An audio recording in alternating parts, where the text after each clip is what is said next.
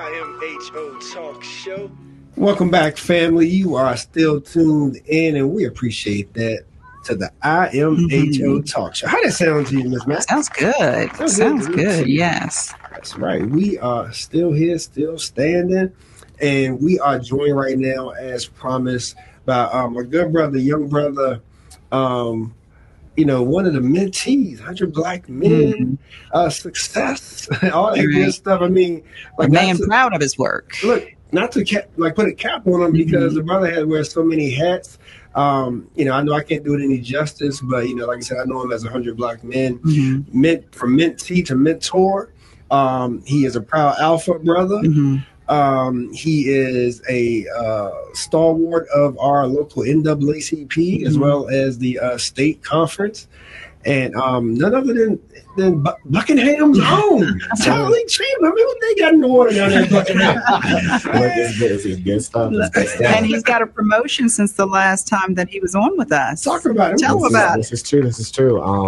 Since the last time I've been here with you guys, I've been elected as the first vice president for the NAACP Virginia State That's Conference. right. I'm officially an adult. Talk your talk. And we don't want to hear nothing bad about the NAACP races.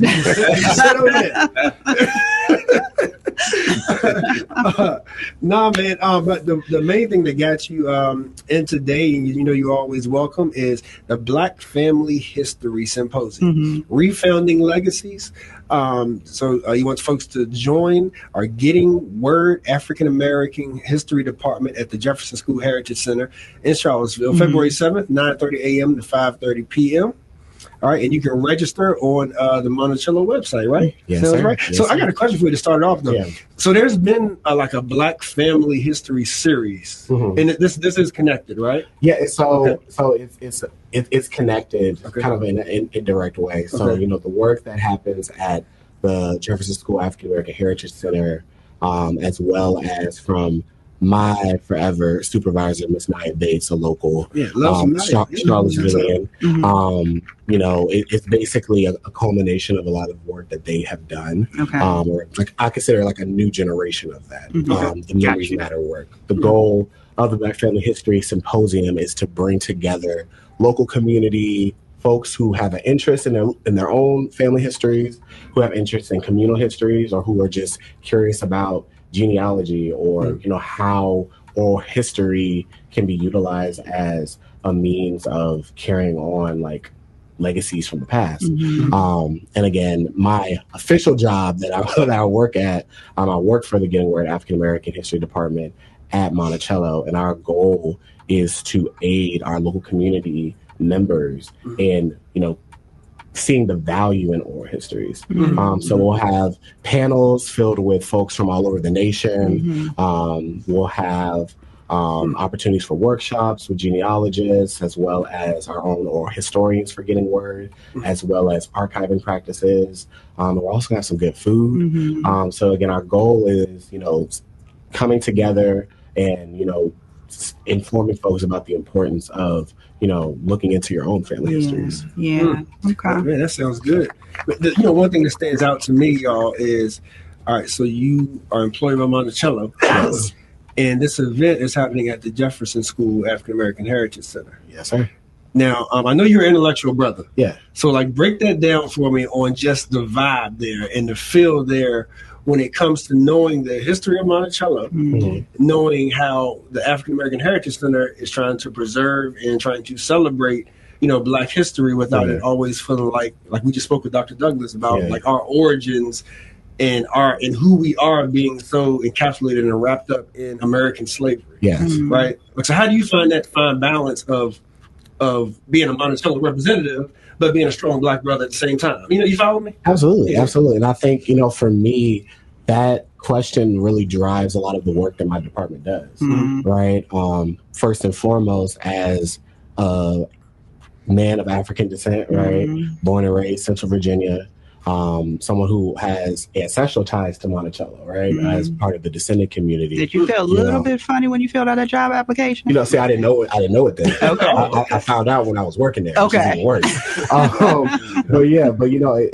It really allows me to see the work that's being done through my department, you know, because preserving the stories of the enslaved community at Monticello and aiding our other departments throughout the foundation when it comes to interpretation, when it comes to research that's being done, right? Really elevating, you know, the experiences and the humanity of the enslaved community, while also connecting our vast, like, descendant population and participant population to this place, you know? And I think for me, that was really what drives my work, right? As the community outreach coordinator, right? Being from the community, like, my goal is, how can we bring Monticello and all the work that we are doing within our research department, how do we bring that down into the community? Because I think far too long, like, historically, right, when we look at the past, Monticello has oftentimes felt isolated or like separate, right? To the point where, you know, I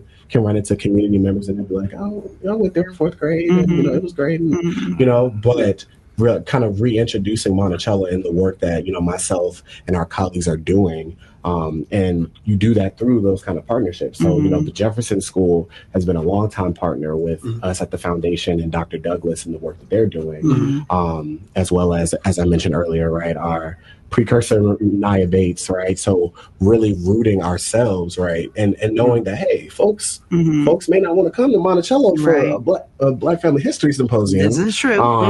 But if we're able to utilize the resources that we have, you know, for the research in that capacity and bring it to the community at the Heritage Center, and, you know, allowing folks to, you know, experience the importance of preserving your own family histories, as well as the importance of oral history and that oral tradition, you know, that makes everything worth it. So the Getting Word Black Family History Lab, like, so the Getting Word is, I think, the key phrase there, right? Like, so our department is the Getting Word African American History Department. And then the Black Family History Symposium is kind of an offshoot of the Black Family History Lab, which is connected to a program that Nia Bates used to do back in the day called Memories Matter. Gotcha.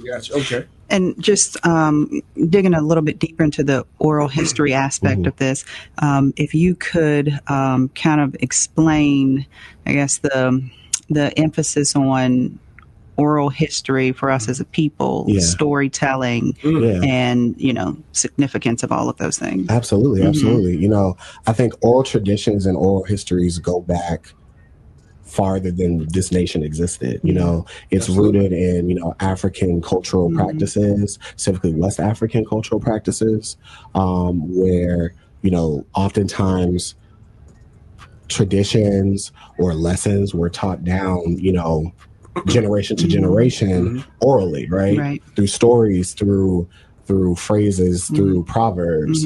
And that tradition, you know, was carried over with our ancestors who came to the Americas and had to create a new form of culture, right? Being disconnected from the ancestral culture, you know, and within the African American cultural practices, that oral tradition has really allowed us to continue to feel that sense of kinship and that sense of connectiveness, even if we are miles and miles apart, right? And I can speak specifically for our department with Getting Word. We have the Getting Word African American Oral History Project that was started in 1993 at Monticello with the sole purpose of connecting participants and descendants of the enslaved community, but also collecting their family oral histories and preserving it, right? So the goal isn't for Monticello to drop a book with all of these, you know, stories from these families. It's, hey, we know your ancestor, or, you know, you're connected to someone whose ancestor was enslaved at Monticello. We want to make sure that future generations, like, these stories aren't lost, right? And oftentimes folks don't have stories of, you know, their ancestors from when they were in slavery, because who wants to talk about stuff when they're enslaved, right? So really we look at, like, our oral history project with Getting Word as a archive of freedom, right? Because it allows folks to get access to information that oftentimes, as African Americans specifically, it's impossible. You know, most folks can't connect themselves back to a plantation or don't know, you know, where their ancestors were enslaved or born and what happened to them. And many of our participants in our oral history project can do that, like myself. I was able to find that while working there. And it's, an experience that I think, is rare, but utilizing our access at Monticello as a colloquialism to connect with the wider community and allow those resources to allow folks to find their own stories and kind of, build their own history, the oral history. Do you guys do any genealogy work? I got to ask that. And I'm saying pre-Monticello. Yeah. Because like I applaud what you all do. It's great. It's needed. Yeah. But like as an African American, it also saddens me at the same time to where, like, sometimes my beginning is being said I was somebody's property. Right. In the telling me that's where my story starts. Yeah. Right. And so, like, me personally and my family, like, we've done, like the DNA lookups and genealogy, like back to what, tribes and stuff, like that the majority of my DNA comes from. Does your group or does anybody in Monticello have any resource to help people who want to maybe check like where maybe some of these families came from before Monticello? Yeah, so we don't directly like deal with like DNA and like genealogy in that manner. One thing that we do kind of conduct, we call them like inquiries. So folks may reach out to our department saying like, hey, like I did a DNA test and I connect with folks with this last name. Like, do you guys think that y'all can like help fill in the gaps for us, right? And then we'll be like, okay, we'll take a look. They fill out a form. We look through like the research that they've done. So I think in the sense of genealogy, like we don't handle DNA, we don't handle things of that nature. But if folks are, are kind of at roadblocks within their searches, and it's specifically like tied to like the Central Virginia area, so it may not necessarily be Monticello.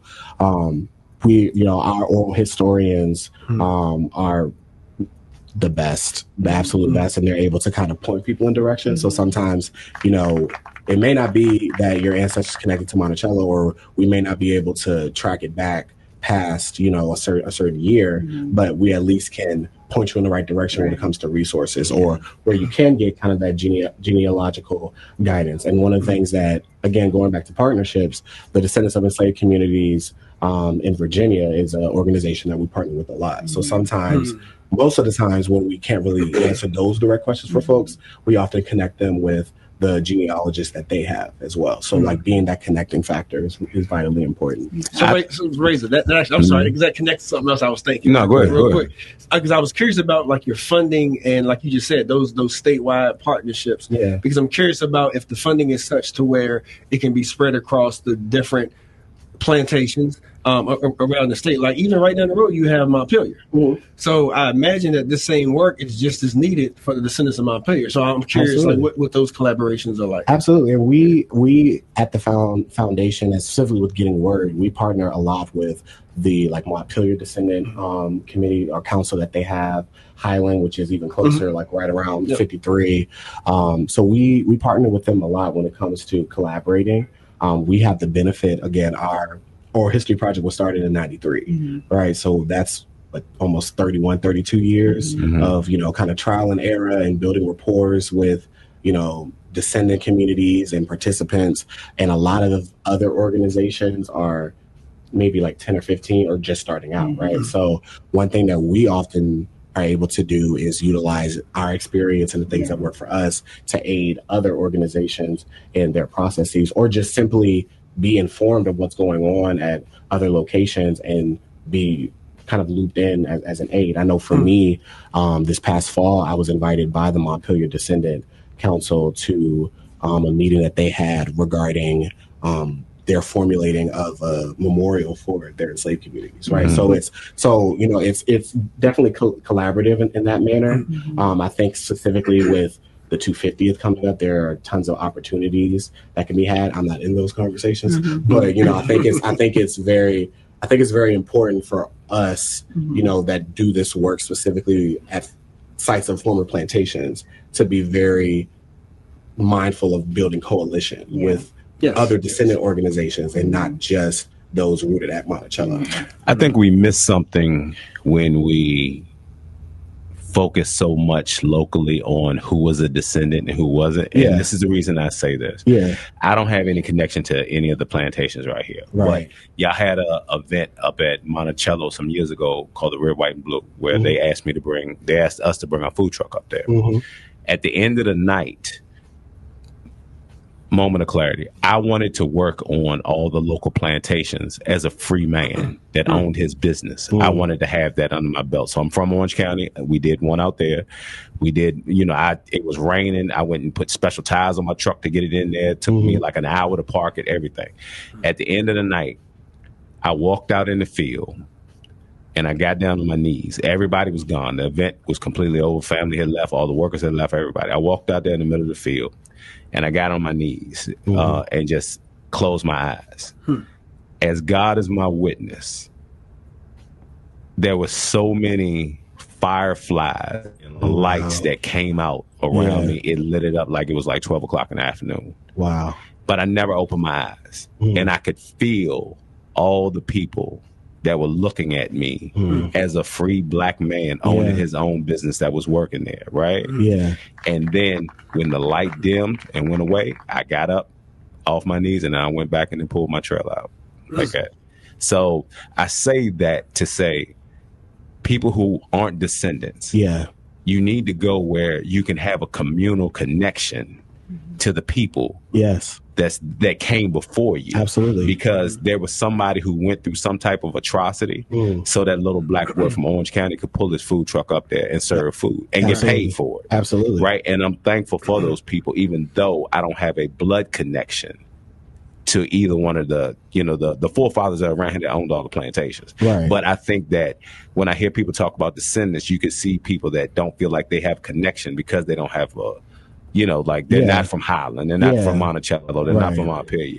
But because we're a communal, spiritual people, you can get something by going there. That's it. And I think that's one of the kind of underlying, speaks to the theme of this year's symposium, right? Refounding legacies, understanding that legacy isn't just like bloodlines. Legacy can also be communal. Right. So the fact that you live in this community or that you work in this community and that you build a life in this community, right, is also part of a legacy and is rooted to this place and those that came before. And to speak a little bit about the keynote for our symposium, our keynote discussion will be Dr. Robert Vincent from Carter G. Woodson Institute at UVA. And he's going to be reintroducing Carter G. Woodson to his community. For those who do not know, Carter G. Woodson is the father of Black History Month. We're actually hosting the symposium on the centennial anniversary of the first Negro History Week. So it will be 100 years to the day. And again, I think it's very intentional when we talk about folks understanding their place within community, right? And specifically for us as African Americans, it's always been a we, right? And I think the goal is for folks when they attend to walk away with a deeper understanding of our own communal histories and how we all play a role in that. Yeah. Now, hold on though. Did that go over y'all head? How special is that?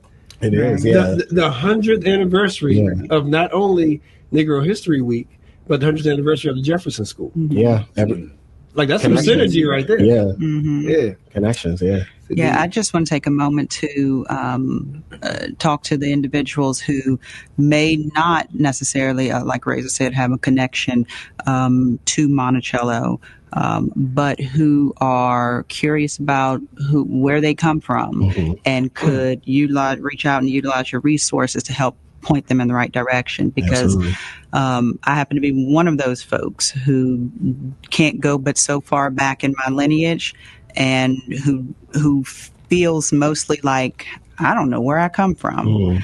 And there is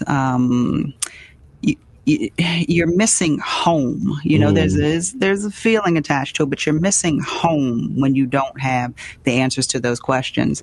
And so while you can come and you can feel community, and it's great to be with your people, and it's great to hear about the connections they may be able to draw, it is different when you can do it for yourself. Absolutely. And so it doesn't matter how old or young you are. If you can understand what it is that I'm talking about, then I would recommend you just reach out to this young man or his office to see if they can help to guide you, point you in the right direction, to find some answers about who you are, where you come from, because it can fill in. I mean, first of all, having a sense of belonging, but it can help to answer so many questions that you simply have about yourself. Like, I wondered why I like that, or why I did this thing so well, or why I whatever, and getting the answers to your family history can very much so answer all those questions that you have.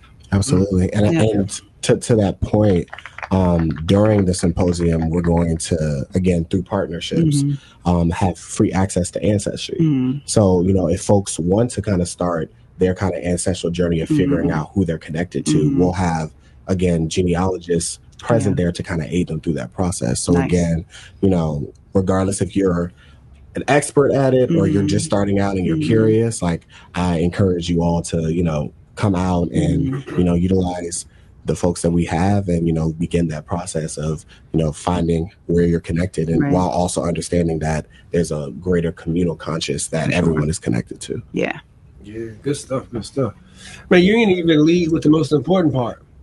It's free and there's going to be food. Of course. Free and food? And food, yeah. How could you not go? Oh, look, amen. Look, we got music. We can pack the place out. Look, it's at the Justice, so we got the ox. So it's a smooth jazz. But Tally, thanks as always, man. Like, when just want to give the final words to you. I mean, like you've said, a lot of folks should be very, very well informed and inspired. But I don't know if there's anything else that you all have coming up that you may want people to be on the lookout for, or any closing words on this event.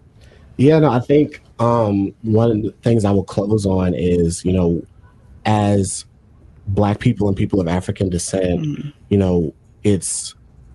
we're often told that like our stories aren't important, and especially with this year being the 250th anniversary of the nation. I know a lot of my conversations with folks feels like, well, Black people were never a part of that, right? And I see this symposium as a way for us as African Americans, people who are descended from those who built this nation, to come together and really see the depth of culture and the depth of history and the depth of experience that oftentimes aren't a part of the conversations, So again, when it comes to learning and engaging in discussions about historical figures like Carter G. Woodson and his push for education and his push for communal history, when it comes to getting access to, connect the dots on your own ancestry as people of African descent who were impacted by the slave trade, right? All of these things speak directly to this notion that our history isn't important. So I encourage anyone who's at least interested. Again, as mentioned, it's free of charge. It'll be at the Jefferson School on February 7th, starting at 9:30 in the morning. We're going all day. And again, to just shout out, to keep up to date on all things that the Getting Word African American History Department is doing, feel free to follow us on our Instagram. Our Instagram is Getting Word Project, one word. That's Getting Word Project on Instagram. And again, as always, thank y'all so much for having me. Yeah. Thank you, Tyleek. You're doing great work. We tell you this every time you visit with us. It's exciting to see a young person. I guess I can say that. I'm old enough to be able to say that. A young person. Look, doing this type of work. It's comforting to see that the future is in good hands. Some responsible leaders coming up. So thank you for all that you do for this community. Absolutely. Thank you. Yep.